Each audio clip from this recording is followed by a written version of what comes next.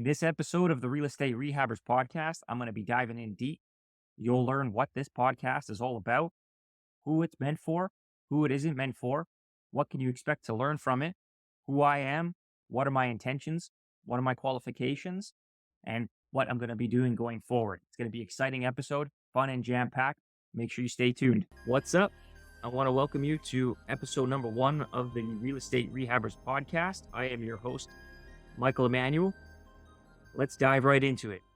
So, what is the Real Estate Rehabbers podcast all about? Now, I don't know where you are currently in your real estate investing journey. I'm about 2.5 years into mine. And I do know that everything starts with having a strong foundation. And there is no stronger foundation in real estate investing than knowing the 4 primary ways that you can create and build your wealth. The first way is to buy properties under market value. The second way is by adding value to properties, which I am a strong proponent of. Third way is by having a rental unit, you can generate cash flow. That passive income will pay down your mortgage principal. And the fourth way is through market appreciation. The Real Estate Rehabbers podcast and realestaterehabbers.com, which I found, is primarily about the value add strategy. And that's what I'm going to be talking about here. Now, I think it's important to start with the basics on what exactly is property rehabbing. So, property rehabbing refers to the renovation or improvement of distressed or outdated properties. It involves thorough analysis, identifying improvements, creating a rehab plan, executing on that plan, and then listing the property either for sale in a fix and flip or for rent in a short or longer term buy and hold. The goal is obviously to add value through strategic, cost-effective improvements that increase both its market appeal and resale value. Property rehabbing can be a lucrative strategy for real estate investors, but it does come with its own set of unique risks. There is a learning curve to it. There are many nuances of planning and executing, and it does take some fundamental project management skills to see it through. So why am I such a strong proponent for learning the fundamentals of project management, property rehabbing? And that is because these skills are not isolated to one specific investment strategy. They transfer to all strategies, whether that is a fix and flip, the BRRRR method, which is the buy, renovate, rent, refinance, and repeat to pull out your capital, carrying out improvements to a property in order to put it on the market for short-term or mid-term rentals, and even development projects where you may be adding a secondary dwelling unit, adding a accessory dwelling unit, or demolishing the existing house to make way for a new development in the form of a new single-family detached, semi-detached, townhomes, or if the property is large enough, a low-rise, a mid-rise, or a high-rise development. So you can see why I'm such a big proponent for property rehabbing in general. It covers so many different facets of the value add strategy that you cannot afford to miss out on having these fundamental skills. Okay, real quick, let's take a break from the show so I can tell you a little bit about realestaterehabbers.com. Realestaterehabbers.com is a hub for all real estate investors who are interested in taking on a property rehab. If you go to the homepage, you'll see a number of free downloadable guides there. I also encourage you to check out the blog archives where there are literally dozens of different blog posts that you can dive into. I'll post a link below in the description and I encourage you to check it out. Okay, let's head back to the show. Okay, welcome back. Now, continuing where I left off. So I covered already what property rehabbing is. A property rehabber will have knowledge in the real estate market trends. They'll have an eye for architectural design, and they will understand the construction methods at a deeper level. I mentioned previously why I believe that it's so important to learn these skills as you grow as a real estate investor. And that's because the knowledge and skills that you take away from property rehabbing are transferable between all of the different investment strategies that I mentioned earlier in the show. So if you decide to get into bigger and bigger projects, which you will likely do as you scale your portfolio, you can take the fundamental principles of project management and property rehabbing and continue to apply them, continue to learn and grow as does your real estate portfolio. So, what is my intent exactly with the Real Estate Rehabbers podcast? And that is first and foremost to educate real estate investors on the subject of property rehabbing. Property rehabbing and project management is a very nuanced subject that I don't think the real estate investment education community really pays enough attention to.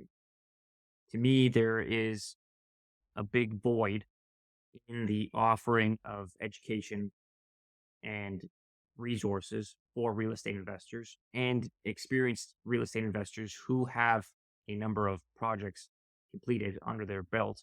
I'm certain will tell you that they made a number of mistakes in the process that they wish, looking back now, they could have avoided.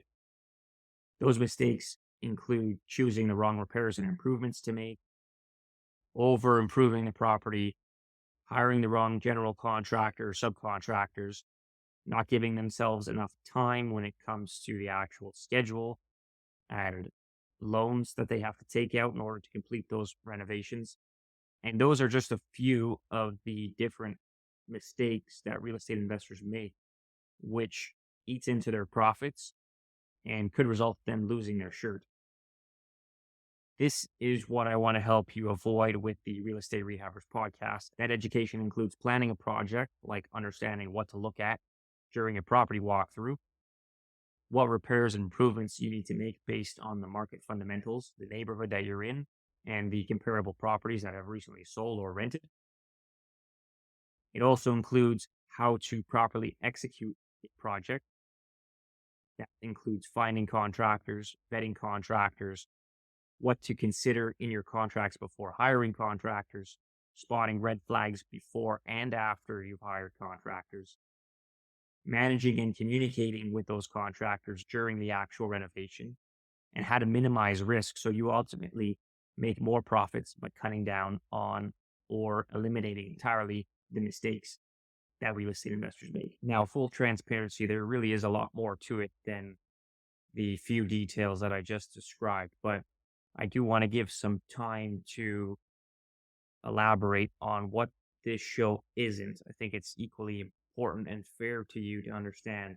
This is not a show about how to pick the right investment strategy for you in your current financial situation, risk tolerance, and so on. It's not a show about how to find properties, either through the MLS or wholesaling. It's not a show about how you can buy properties, including how to fund those purchases, how to raise capital, or using other people's money in order to fund those deals.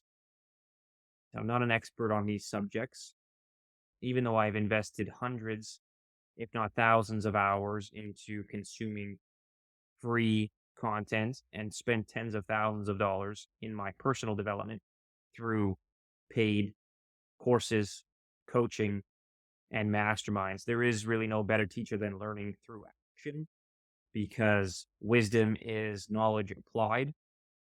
And I do not yet have the wisdom to teach those specific subjects. The real difference between those and the subject of property rehabbing is that I just so happen to have dedicated more than a decade of my life gaining professional experience as an architectural technologist and as a construction project manager, which gives me a tremendous leg up when it comes to property rehab. So instead of telling you which investment strategy is the flavor of the month that you should be investing in and telling you how you can use other people's money to acquire real estate, I'm not trying to pretend to be something I am not. I would rather you know exactly what skills I have to bring to the table to help you in your real estate investment journey. Having taken courses, coaching programs, and participated in masterminds, I would give you a word of caution, and that is to verify the credentials of these real estate investors to make sure that they are practicing what they preach. Just like buying a property, be sure to do your due diligence before placing your trust and certainly any money in their hands. Hey, let's take another quick break so I can let you know that this show is sponsored by yours truly. It's also sponsored by my two Amazon best-selling books, Rehabbing Your Way to Wealth and Rehabber Secrets. Rehabbing Your Way to Wealth covers the top 10 property rehabbing mistakes that real estate investors make and how to avoid them. And Rehabber Secrets covers the property rehabbing process in a step-by-step format, giving you practical and actionable advice. If you want to expand your property rehabbing knowledge, I highly encourage you to go and check them out. I'll leave a link to both in the description below. Okay, let's head back to the show. All right, welcome back. Now you're into the home stretch of this episode, and I want to close it out by telling you more about me. I have an advanced diploma in architectural technology. I also have a certificate in project management. I have a decade of construction industry experience, both residential and commercial construction. Over that decade, I have taken an active role in managing projects totaling more than $100 million. In June of 2021, I transitioned from a 9 to 5 employee, quitting my corporate job, having spent the previous 6 years there climbing the ladder, going from project coordinator to junior project manager to project manager and getting the six-figure salary that goes with it. I made that decision because I have, probably like a lot of you, an entrepreneurial itch that I needed to scratch. I am not one to take orders, I like to be in control, and I did not want to have my potential capped. I can go into why I left and what led to that pretty life-changing decision, which took a lot of cojones, let's be honest. Leaving the security of a paycheck to carve your own path was a pretty big decision for me. But I'm happy to say that I am the owner of several businesses. One is a construction management firm that services primarily real estate investors, as a matter of fact, in the designing and building of additional dwelling units. That includes cosmetic renovations of rental units, building of separate self-contained dwelling units like legal basement apartments, and garden suites, also referred to as backyard homes, tiny homes, granny flats, laneway houses, and I'm sure many other names. I am also the owner of Infinite Design and Consulting Services, which started off as an architectural design firm and has morphed into providing educational and consulting services. I also previously mentioned that I am the founder of realestaterehabbers.com, which I intend to make a hub for real estate investors that are looking to acquire more knowledge, tools, and skills in the subject of planning and managing their property rehabs. And as you already know, I am the author of two Amazon best-selling books, Rehabbing Your Way to Wealth and Rehabber Secrets. Those two books were really the spawn of an epiphany that I had on one particular property tour in July of 2022. And the individual that was leading that property tour was a general contractor. And during that property tour, there were a number of investors, both novice and the experienced, that were asked that general contractor leading the tour a number of questions. How do you find a general contractor? How do you know if they're any good? What should I look for as far as red flags are concerned? Why are they not very responsive when I'm trying to get a hold of them? How do I ensure that they stay on time and on budget? There I was standing in the back, listening to all these questions, and I had a moment of clarity. You could call it an epiphany moment, aha moment, a light bulb moment. The clouds parted from the skies and the sun was shining through on that very hot and humid Southern Ontario day.